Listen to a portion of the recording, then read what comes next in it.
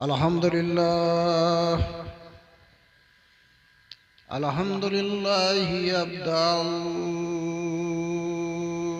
अफ़लाक वल अर्दीन वस्सलातु वस्सलामु अला मन कान नबिय्यन व आदमु बैनल माइ वत्तीन व अला आलिहि व अस्हाबिहि अजमईन अम्मा बाद फ़ौज़ु बिल्लाहि मिनश शैतानिर रजीम बिस्मिल्लाहिर रहमानिर रहीम सुभान अल्लाह। अला बिज़िक्रिल्लाहि तत्मइन्नुल क़ुलूब सदक़ल्लाहु मौलानल अज़ीम व बल्लगना अला रसूलिहिल करीम अम्मा बाद। हज़रात, अभी मुझसे क़ब्ल आपने हमारे ही खानवादे के हज़रत सैयद राशिद मक्की की मारकतुल आरा तकरीरन समाअत फरमाई। जनाब शकील आरफी साहब के कलाम सुने और मुतअद्दिद शोरा के कलाम सुने और आप तमामी हजरात महजूज हुए। मैं ज़्यादा वक्त नहीं लूँगा, थोड़े से वक्त के लिए मुझे भी बर्दाश्त करना। चंद बातें बता करके मैं अपनी बात ख़त्म कर दूँगा। उससे कबल बेहतर और मुनासिब समझता हूँ कि आइए हम और आप नहायत अदब एहतराम के साथ ताक़ाए नामदार मदीने के ताजदार हम गरीबों के गमगुसार हबीब परवरदिगार जनाब अहमद मुश्तबा मोहम्मद मुस्तफ़ा सल्लल्लाहु अलैहि वसल्लम की बारगाह बेकस पनाह में झूम झूम कर दुरूदो सलाम का हदिया निछावर करें। अल्लाहुम्मा सल्ली अला सय्यिदिना व शफ़ीना व नबिय्यिना मौलाना मौलाना मुहम्मदिन व बारिक व सल्लिम कमा तुहिब्बु तर्दा बि अन तुसल्ली या हबीबल्लाह या नबी अल्लाह या रसूलल्लाह। एक बार और बावाज़े बुलंद नबी और आले नबी पर सल्लल्लाहु अलैहि नबील उम्मी व अलैहि सल्लल्लाहु अलैहि वसल्लम सलातुम व सलामुन अलैका या हबीबल्लाह या नबी अल्लाह या रसूलल्लाह।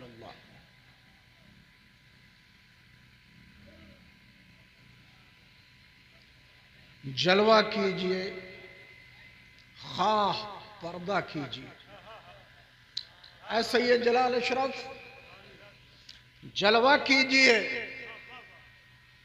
खाह पर्दा कीजिए, मुझको अपने पास रखा कीजिए। जलवा कीजिए, खाह पर्दा कीजिए और मुझको अपने पास रखा कीजिए। और इश्क का फिर आप दावा कीजिए, इश्क का फिर आप दावा कीजिए। पहले पत्थर का कलेजा कीजिए। इश्क का अंदाज अगर सीखना है तो सिद्दीक़ अकबर से सीखो। इश्क पर जानिसारी का सबूत अगर लेना है तो बिलाल हबशी से ले लो। इश्क पर मर मिटने का अगर जज्बा लेना है तो अम्मार यासुर से लो। इश्क का फिर आप दावा कीजिए, पहले पत्थर का कलेजा कीजिए।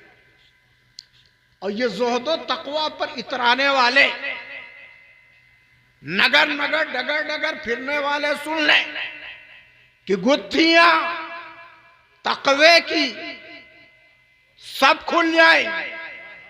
गुत्थियां तक़वे की सब खुल जाएंगी, इनके रिंदों से ना उलझा कीजिए। गुत्थियां तक़वे की सब खुल जाएंगी, इनके रिंदों से ना उलझा कीजिए।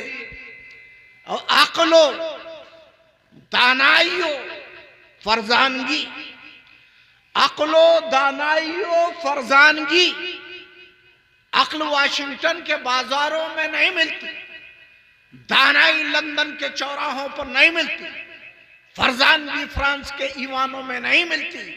अक्लो दानाइयो फरजानगी इनके दीवानों से सीखा कीजिए। अक्लो दानाइयो फरजानगी इनके दीवानों से सीखा कीजिए। और दीवाने को तहकीर से दीवाना न कहना, दीवाने को तहकीर से दीवाना न कहना।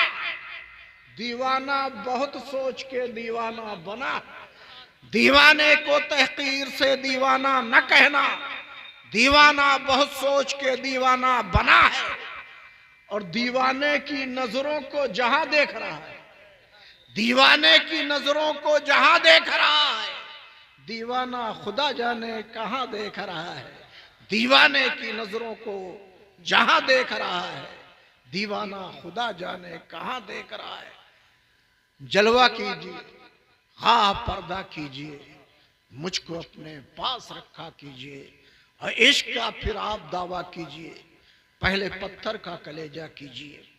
अला बेज़िक्रिल्लाह तत्मइन्नुल कुलूब, बेशक अल्लाह के जिक्र से दिलों को इत्मीनान मिलता है। अल्लाह के जिक्र से दिलों को चैन मिलता है। अल्लाह के जिक्र से दिलों को सुकून मिलता है। अल्लाह के जिक्र से दिलों को राहत मिलती है। अल्लाह के जिक्र से दिलों को शांति मिलती है। अल्लाह के जिक्र से दिलों को सुकून मिलता है। और जिसने जिक्रुल्लाह अपनी जिंदगी का आईन बना लिया, जिसने जिक्रुल्लाह अपनी जिंदगी का मकसद बना लिया, जिसने जिक्रुल्लाह अपनी जिंदगी का मावा और मलजा बना लिया, वो दुनिया में भी कामयाब है, वो आखिरत में भी कामयाब है। सुल्तान सैयद अशरफ जहांगीर सिमनानी का मिशन जिक्रुल्लाह का मिशन था। कुतुबुद्दीन बख्तियार काकी का मिशन जिक्रुल्लाह का मिशन था। अलाउल हक पंडवी का मिशन जिक्रुल्लाह का मिशन था। नासिरुद्दीन चिराग दहलवी का मिशन जिक्रुल्लाह का मिशन था। साबिर कलियरी का मिशन जिक्रुल्लाह का मिशन था। महबूब इलाही का मिशन जिक्रुल्लाह का मिशन था। बख्तियार काकी का मिशन जिक्रुल्लाह का मिशन था। ख्वाजा अजमेरी का मिशन जिक्रुल्लाह का मिशन था। महबूब इलाही का मिशन जिक्रुल्लाह का मिशन था। गौसुल वरा मोहिउद्दीन अब्दुल कादिर जिलानी का मिशन जिक्रुल्लाह का मिशन था। मुजद्दिद अल फसानी का मिशन जिक्रुल्लाह का मिशन था। सिद्दीक अकबर का मिशन जिक्रुल्लाह का मिशन था। फारूक आजम का मिशन जिक्रुल्लाह का मिशन था। उस्मान जुन्नूरैन का मिशन जिक्रुल्लाह का मिशन था। मौला अली का मिशन जिक्रुल्लाह का मिशन था। सहाबाए कराम का मिशन जिक्रुल्लाह का मिशन था। रसूलुल्लाह का मिशन जिक्रुल्लाह का मिशन था।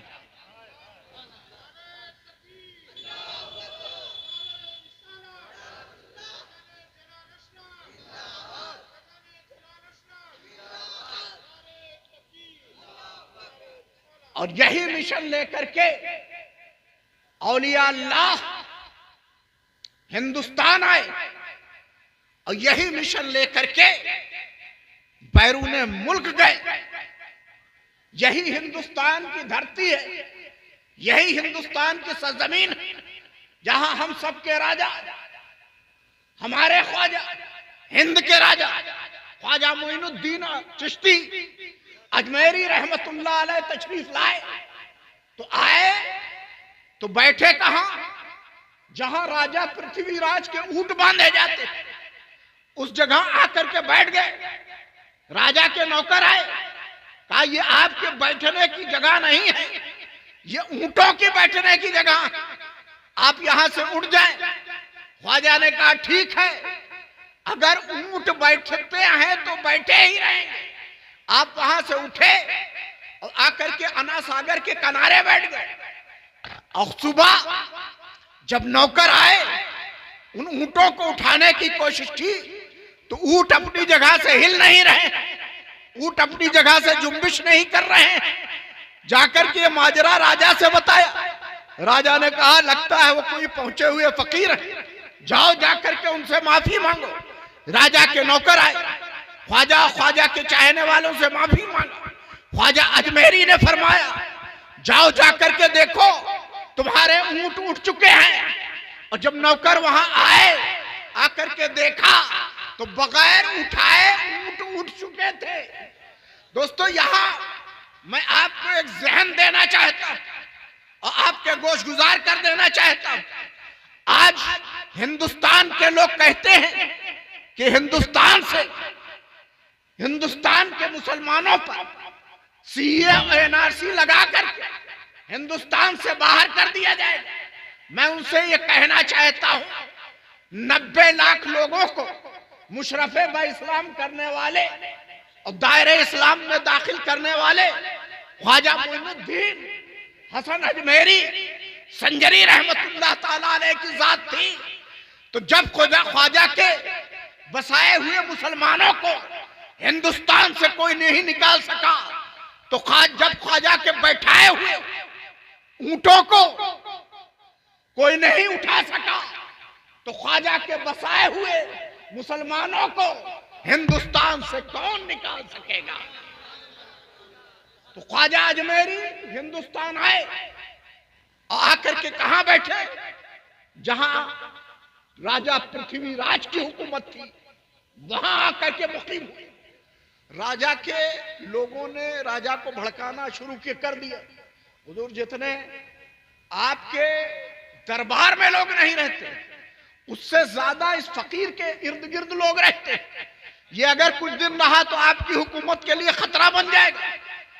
ख्वाजा अजमेरी पर पृथ्वीराज ने अपनी पूरी ताकत आजमा ली, और जब वो किसी तरह से कामयाब ना हो सका, तब वो अपने गुरु जयपाल के पास गए और जयपाल से कहने लगा, ऐ गुरु, हमारी हुकूमत में एक ऐसा फकीर आ चुका है जिसके सामने मैं अपने को बेबस और मजबूर समझता हूं। गुरु ने कहा, चले घबराओ नहीं, मैं उसका किला कमा किए देता हूं, मृगशाले पर सवार हूं, जोगनी मंत्र चलाता हूं, आग और पत्थर बरसाता हूं। ख्वाजा और ख्वाजा के चाहने वालों की जानिब बढ़ा। जब जयपाल को आते हुए ख्वाजा ने अपनी जानिब देखा, तो अपने लोगों से कह दिया, देखो जयपाल आ रहा है, आयतल कुर्सी पढ़ करके हिसार कर लो। जयपाल का कोई इल्म और सहर और जादू काम नहीं करेगा। ख्वाजा और ख्वाजा के चाहने वालों ने आयतल कुर्सी पढ़ करके हिसार कर लिया। जयपाल जोगनी मंत्र चलाता रहा, आग और पत्थर बरसाता रहा, जादुई सांप छोड़ता रहा, लेकिन ख्वाजा और ख्वाजा के चाहने वालों पर उसका कोई असर नहीं हुआ। तब वो समझ गया, ये जादू नहीं है, करामत है, ये मासियत नहीं है, रूहानियत है, यह हक़ानियत है।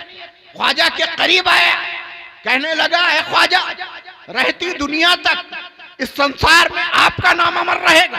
मैं चाहता हूं कि आपके साथ मेरा भी नाम अमर रहे। ख्वाजा ने कहा, जब तक इस दुनिया में मेरा नाम रहेगा, तब तक इस दुनिया में तेरा नाम रहेगा, लेकिन शर्त यह है कि तू मुशर्रफ बा इस्लाम हो जा, दायरे इस्लाम में दाखिल हो जा।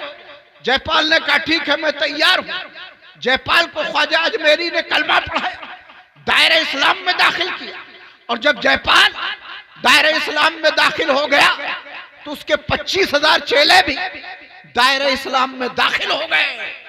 तो दोस्तों, हम अगर मरहून मिन्नत हैं हिंदुस्तान में रह करके, तो इन्हीं औलिया अल्लाह के, इन्हीं बुजुर्गान दीन के, जिनके दम कदम से हिंदुस्तान में इस्लाम फैला। आज भी अगर इब्राहिम सही मां पैदा आग कर सकती है अंदाजे गुलिस्ता पैदा, और तेरे मैं कदे में कमी नहीं, जो कमी है ज़ौक़े तलब में है। जो हम मांगने वाले तो आज भी वही वादा है, वही जाम है। आज हम आप यहाँ जमा हुए किसका उर्स मनाने? हजरत सैयद शाह जलाल अशरफ रहमतुल्लाह ताला अलैह का उर्स मनाने। कुछ लोगों ने हमसे कहा, हजरत जलाल अशरफ की मजार तो जायस में है, उर्स हम देखते हैं उनके मुरीदों में छिटई के पुरवा में भी मनाया जाता है, माह मऊ में भी मनाया जाता है, इमली गांव में भी मनाया जाता है, मुसाफिर खाना में भी मनाया जाता है, जायस में भी मनाया जाता है। तो उर्स तो वही होना चाहिए जहां हजरत की मजार है। तो मैंने उससे कहा कि तुमने कुरान की आयत नहीं पढ़ी। कहा, कौन सी आयत? हमने कहा, कुरान में कहा गया है, इन्ना सफा वल मरवाता मिन शायरिल्लाह। सफा और मरवा अल्लाह की निशानी है। तो मैं कहना चाहता हूं कि सफा और मरवा है क्या? सफा और मरवा दोस्तों वो जगह है जहां एक नबी की वालदे मोहतरमा के कदमे नाज पड़े थे। सफा और मरवा दो जगह है जहां एक नबी की ज़ौजे मोहतरमा के कदमे नाज पड़े थे। तो सफा और मरवा का जिक्र कहीं और नहीं, अल्लाह के पाक कलाम में मौजूद है। मैं आपसे कहना चाहता हूं, हजरत हाजरा थी कौन? हजरत हाजरा हजरत इब्राहिम खलीलुल्लाह की ज़ौजे मोहतरमा थी और हजरत इस्माइल ज़बीउल्लाह की वालिदा मोहतरमा थी। पता चला सफा और मरवा पर एक नबी की माँ के कदमे नाज पड़े थे, सफा और मरवा पर एक पैगंबर की ज़ौजे मोहतरमा के नाज पड़े कदमे नाज पड़े थे। इसलिए सफा और मरवा को अल्लाह की निशानी बना दिया गया। दोस्तों गौर करने की बात है, औरत जो है वो नबी नहीं हो सकती, औरत जो है वक्त की इमाम नहीं हो सकती, औरत वक्त की खलीफा नहीं हो सकती। किसी भी आलिम से, किसी भी आमिल से, किसी भी मुफ्ती से अगर आप फतवा लेंगे तो वो यही कहेगा औरत इमाम नहीं हो सकती, औरत वक्त की खलीफा नहीं हो सकती, औरत नबी नहीं हो सकती, लेकिन औरत वलिया हो सकती है। जब एक वलिया के कदमे नाज पड़े तो सफा और मरवा अल्लाह की निशानी बन जाए। तो जहां एक वली के कदमे नाज पड़े, क्या वो अल्लाह की निशानी नहीं हो सकती? चिटई के पुरवा में जलाल अशरफ की नशिस्तगाह ये भी अल्लाह की निशानी है। माहे मऊ में हजरत की नशिस्तगाह ये भी अल्लाह की निशानी है। इमली गांव में हजरत की नशिस्तगाह ये भी अल्लाह की निशानी है। मुसाफिर खाना में हजरत की नशिस्तगाह ये भी अल्लाह की निशानी है। और जायस में खुद सैयद जलाल अशरफ मौजूद है, ये भी अल्लाह की निशानी है।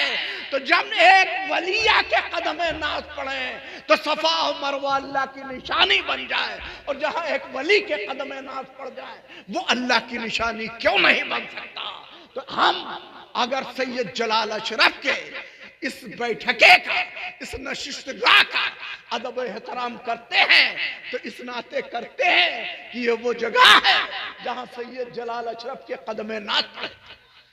और दोस्तों ये तो वलियों की बात है।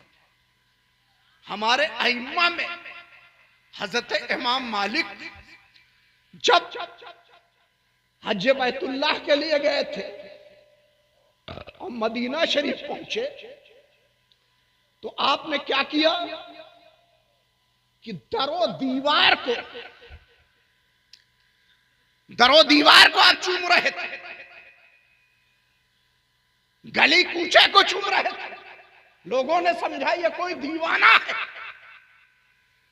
अक्सर लोगों ने दाना को दीवाना कहा लगता है ये कोई दीवाना है। पूछा ऐसा क्यों कर रहे हो? कुछ लोगों ने सवाल किया ऐसा क्यों कर रहे हो?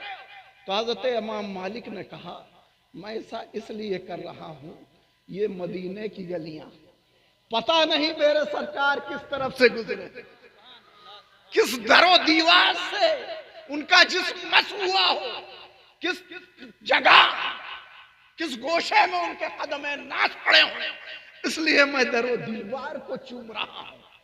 तो हजरत सैयद जलाल अशरफ रहमतुल्लाह अलैह की ये नशिशगाह का अगर हम अदब व एहतराम करते हैं तो इसलिए करते हैं कि ये वो जगह है जहां हजरत सैयद जलाल अशरफ रहमतुल्लाह अलैह के कदमे नाच पड़े थे। और वक्त नहीं है कि हजरत की पूरी जिंदगी पर रोशनी डाली जाए, आपकी अगर करामतों को बयान किया जाए तो ये पूरी रात खत्म हो जाएगी, लेकिन आपकी करामतें बयान नहीं हो सकती। दो एक वाकयात आपके सामने मैं पेश कर देता हूं कि जायस में जहां हजरत खुद तशरीफ फरमा, वहां बकरा ईद के मौके पर 10 दिन का मेला लगता है। उस वक्त मेरा बचपना था और जायस के उस कैंपस में जहां मेला लगता है वहां एक चिड़ियाघर आया हुआ था और उस चिड़ियाघर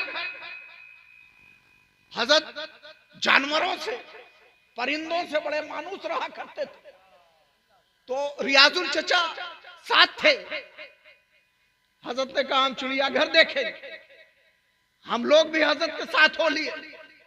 चिड़ियाघर देखने जब हम पहुंचे तो उसका जो मालिक था चिड़ियाघर का, उसने कहा आप लोग सारे जानवरों को देखिएगा, लेकिन एक शेर है भी नया नया आया है अब बहुत भड़कता है, बहुत मुजी, हम लोग भी दूर से उसको चारा डालते हैं, हिम्मत नहीं है कि कोई उसके पिंजड़े के करीब चला जाए, इसलिए बेहतर है कि आप लोग देखिएगा तो दूर से मुशाहिदा कीजिएगा, दूर से देखिएगा, उसके पिंजड़े के करीब ना जाइएगा।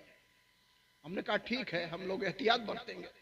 अंदर गए हम लोग और जानवरों को देखते रहे, शेर के पिंजड़े से दूर रहे, लेकिन मैंने देखा मजजूब कामिल हजरत सैयद जलाल अशरफ रहमतुल्लाह अलैह उस शेर के पिंजड़े के करीब गए। मैंने देखा वो शेर भीगी बिल्ली बन चुका था, हजरत के कदमे नाश को चाट रहा था।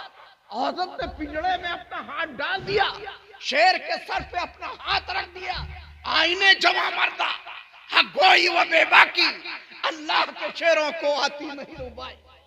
ये हजरत सैयद जलाल अशरफ रहमतुल्लाह अलैह की जात थी।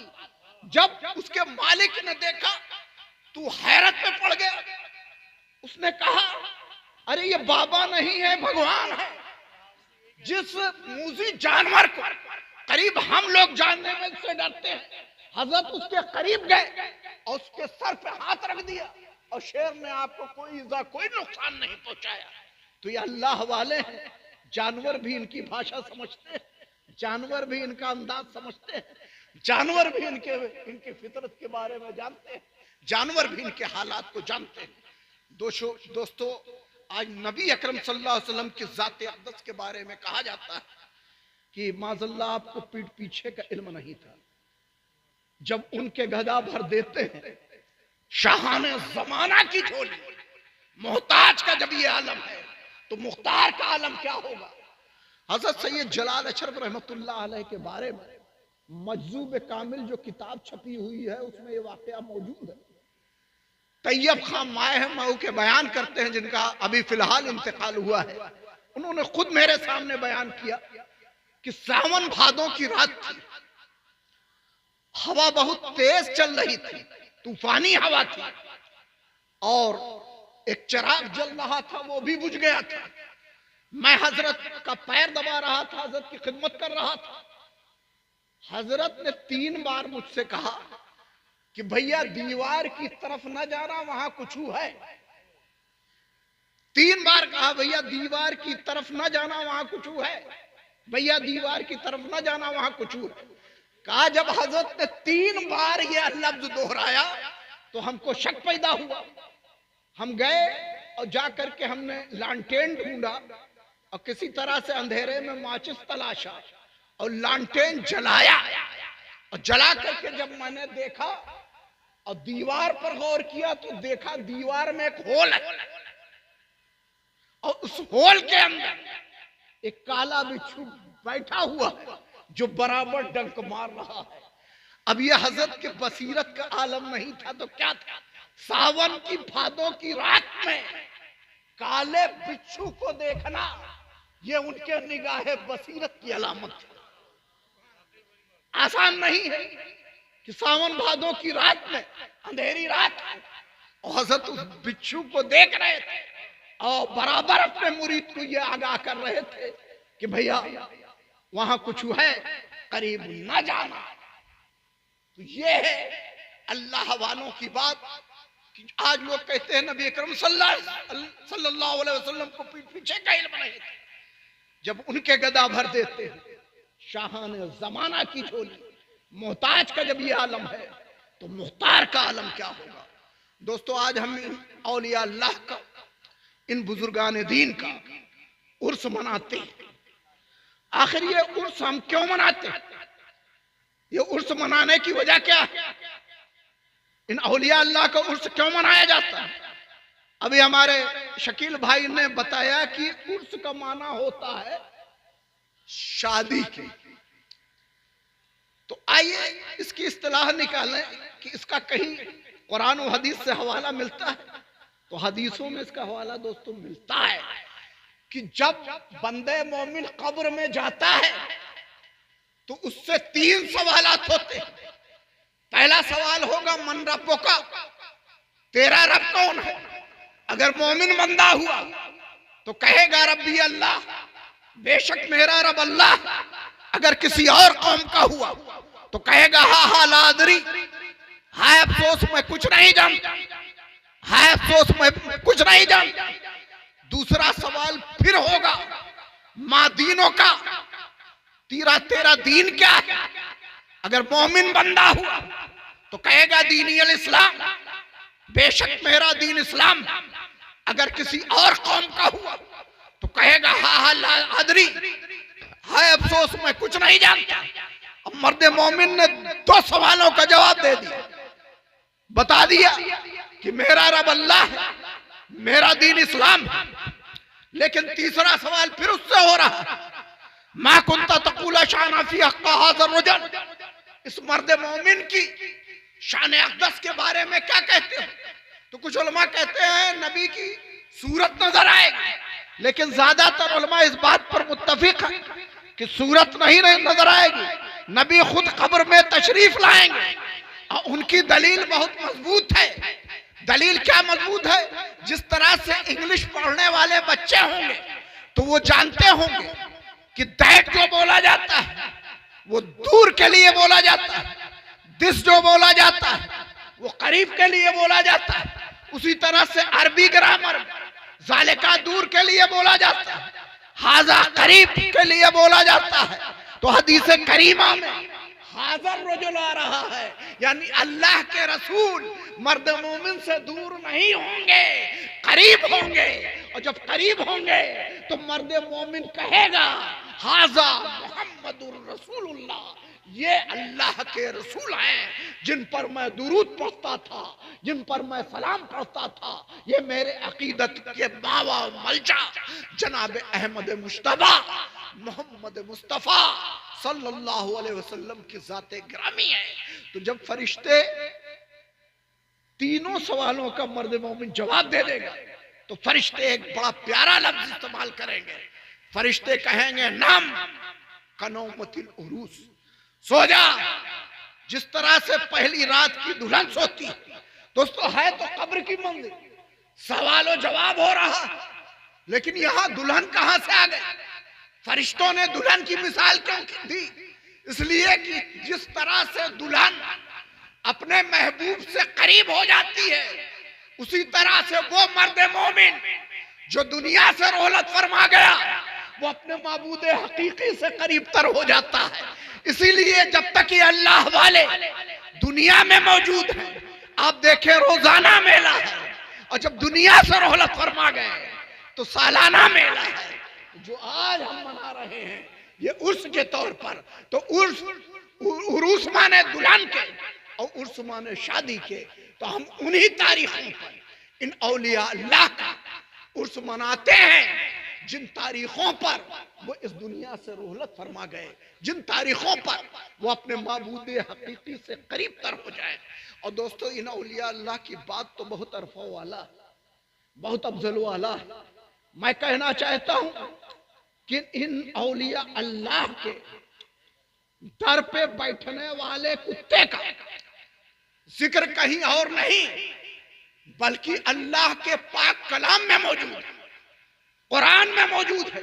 कल बहुम बासतुन ज़राए बिल वसी, सूरह कहफ 15वें पारे में इन औलिया अल्लाह का नहीं बल्कि इन औलिया अल्लाह के साथ जो रहने वाला कुत्ता है उसका भी जिक्र अल्लाह के पाक कलाम में मौजूद है। तो जब इनके दर पे बैठने वाला कुत्ता मोहतरम हो सकता है, तो अगर हम इन औलिया अल्लाह से अकीदत और मोहब्बत रखेंगे तो हम भी जन्नत के हकदार हो सकते हैं। जब उलमा मुफस्सिरीन से पूछा गया कि असहाब माने वाले और कहफ माने गार, गार वाले। यानी सूरह कहफ में दिया है कि असहाब कहफ, कुछ उलमा का बयान है 6 थे, 7वां उनका कुत्ता था। कुछ उलमा का कहना है नहीं 7 थे, 8वां उनका कुत्ता है। बहरहाल इसमें इख्तिलाफ है, लेकिन असहाबे कहफ के साथ कुत्ता था, ये बात परफेक्ट है, ये कुरान से साबित है। और जब उलमा मुफस्सिरीन से पूछा गया कि असहाबे कहफ तो जन्नती हैं, जन्नत में चले जाएंगे, शबो रोज उनके साथ रहने वाले उस कुत्ते का क्या पोजीशन होगी, उसकी क्या हालत होगी, उसका क्या आलम होगा? तो उलमा मुफस्सिरीन ने कहा अगर असहाबे कहफ जन्नत में जाएंगे तो शबो रोज उनके साथ रहने वाला कुत्ता वो भी जन्नत में जाएगा। क़यामत के दिन कुत्ते को अल्लाह ताला इंसानी जिस्म अता करेगा और वो भी जन्नत में जाएगा। तो जब औलिया अल्लाह की नशिस्त और सोहबत अख्तियार करने से कुत्ता जन्नती हो सकता है, तो अगर हम इन औलिया अल्लाह की नशिस्त और सोहबत अख्तियार करेंगे तो हम भी जन्नत के हकदार हो सकते हैं। आज भी होगर इब्राहिम से ईमान पैदा, आग कर सकती है अंदाज़े गुलिस्तां पैदा, और तेरे महकदे में कमी नहीं, जो कमी है ज़ौक़े तलब में है, जो हम मांगने वाले तो आज भी वही वादा है, वही जाम है। और दोस्तों मैं आखिरी पैगाम देख करके अपनी बात खत्म कर देना चाहता हूँ कि आज हम अपने बच्चों को पढ़ाने के लिए इंग्लिश स्कूलों में भेजते हैं, और ये जब बच्चा जब वहां से लौट करके आता है और आकर के हमको ट्विंकल ट्विंकल लिटिल स्टार के नगमे सुना देता है तो हम सुन करके खुश हो जाते हैं।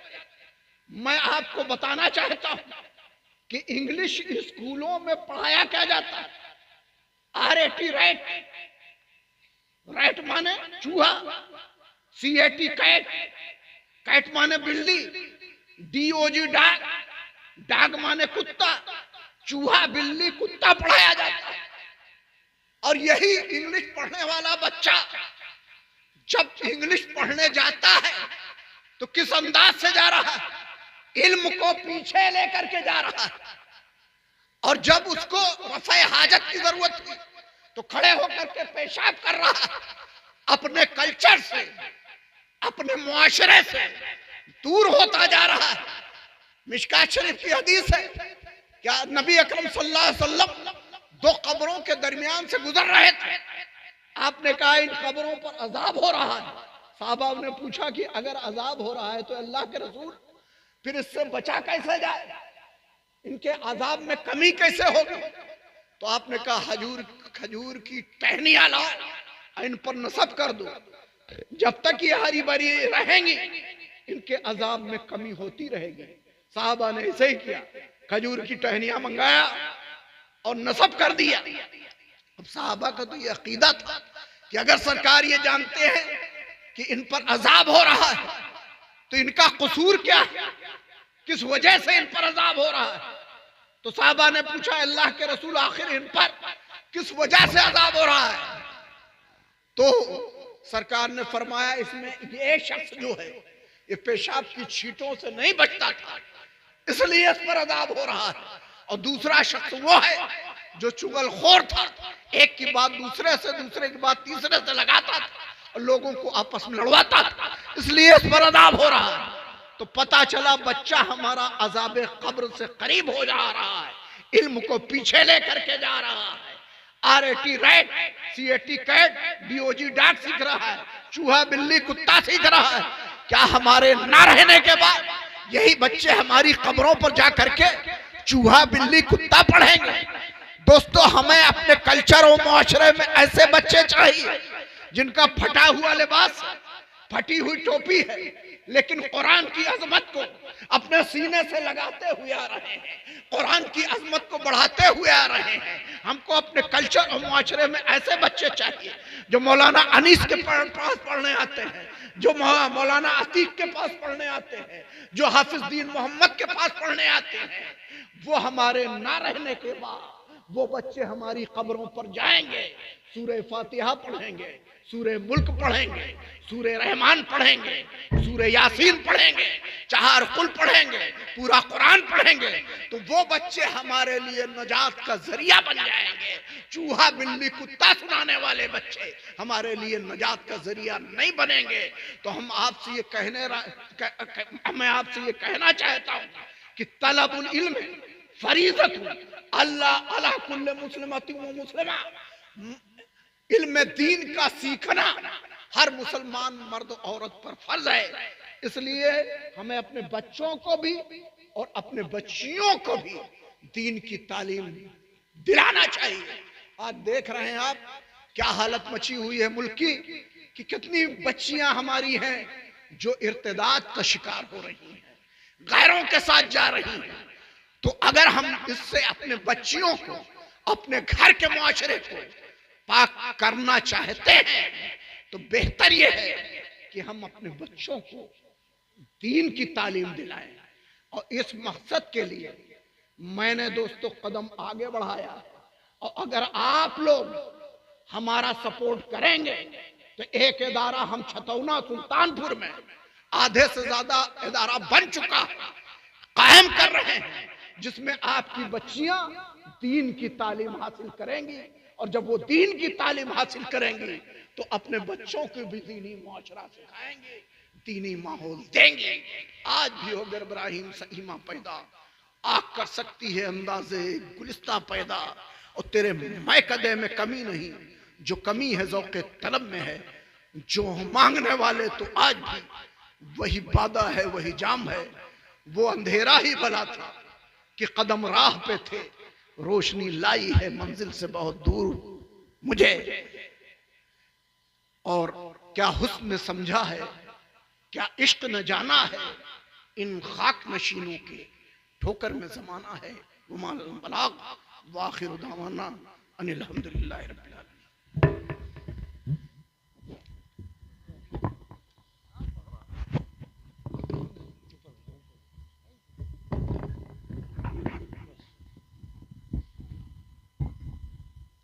या नबी सलाम अलैका, या रसूल सलाम अलैका, या हबीब सलाम अलैका, सलवातुल्लाह अलैका। नाज के पालों का सदका, नूर के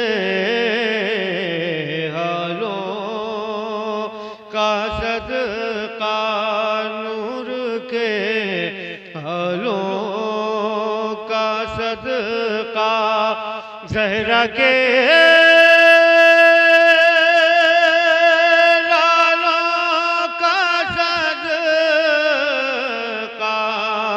करबला वालों का सदका, या नबी सलाम अलैका, या रसूल सलाम अलैका, या हबीब सलाम अलैका, सलवातुल्लाह अलैका। अस्सलामु अलैकुम या रसूल अल्लाह, अस्सलामु अलैकुम या हबीब अल्लाह, अस्सलामु अलैकुम या नबी अल्लाह, अस्सलामु अलैकुम या नूर मिन नूरिल्लाह, व अला आलिका व अस्हाबिका व अज़वाजिका अला शफीअना यौमुल जज़ा। दुआ कर लें हज़रात। इलाहुल आलमीन, जो कुछ भी इस पाक महफिल में उलमाए दीन ने बयान किया उसे हमारे दिलों में जागज़ी फरमा। बयान करने में उलमा से अशोरा से कहीं भी कोई ख़ता और लफ्ज़िश हुई हो तो उसे माफ़ फरमा। बार ताला हज़रत सैयद जलाल अशरफ रहमतुल्लाह ताला अलैह के उर्स पाक में जिन लोगों ने दामे दिर में सुखने कदम हिस्सा लिया, बार ताला उनके कारोबार में तरक्की अता फरमा, उन्हें दीन दुनिया की नेमतों से माला माल फरमा। बार ताला हमें सैयद जलाल अशरफ रहमतुल्लाह अलैह के नक्श कदम पर चलने की तौफीक रफ़ीक अता फरमा। बरतला हम में से जो कारोबार कर रहे हैं उनके कारोबार में तरक्की अता फरमा। हम में जो खेतियाँ कर रहे हैं उनकी खेतियाँ ससब्द शादाब रहें। हम में से जो परेशान हाल हों उनकी परेशानियों को दूर फरमा। हम में से जो बीमार होने शफाए कुल्ली अता फरमा। हम में से जो बे औलाद होने औलाद स्वाले अता फरमा। बरतला हमारे जान माल इज़्ज़त आबरू की हिफाजत फरमा। हमें शर्रियों के शर से, फसादियों के फसाद से, हासिदों के हसद से, दुश्मनों की शरंगेज़ी से, फितनागरों की फितनागरी से महफूज मामूर फरमा। बरतला हमारे नौजवान भाइयों को तौफीक अता फरमा कि वो फैशन परस्ती और मगरबियत को छोड़ करके दीनी अहकामात के पाबंद बने। हमारे बड़े बुजुर्गों को तौफीक अता फरमा कि वह आने वाली नस्लों के लिए मशल राह बने और रोज़ो नमाज, हज ज़कात और दीनी अहकामात के पाबंद बने। हमारी माओ और बहनों को तौफीक अता फरमा कि कुरून औला के मुजाहिदों की माओं की तरह बने कि जब उनके लाडले जंग को जाते तो कहती रब्बे काबा मेरा लाल मुजाहिद बने और तेरे महबूब के लगाए उस दरख्त को अपने गर्म गर्म खून से सींच सके। बरतला हम मुसलमानों की हालत ज़ार पर रहम फरमा, करम फरमा। हमें फिर कोई तारीक़ आज़म पैदा कर दे, हमें फिर कोई खालिद आज़म पैदा कर दे, हमें फिर कोई सलाहुद्दीन अय्यूबी पैदा कर दे।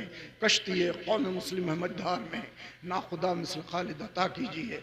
सल्लल्लाहु तआला अला खैर खल्क़िही व नूर अर्शिही मुहम्मद व आलिही व अस्हाबिही व ज़ुर्रिय्यतिही व अहले बैतिही व औलियाए उम्मतिही व शुहदाए मिल्लतिही अजमईन बिरहमतिका या अरहमर राहिमीन व ला इलाहा इल्लल्लाह।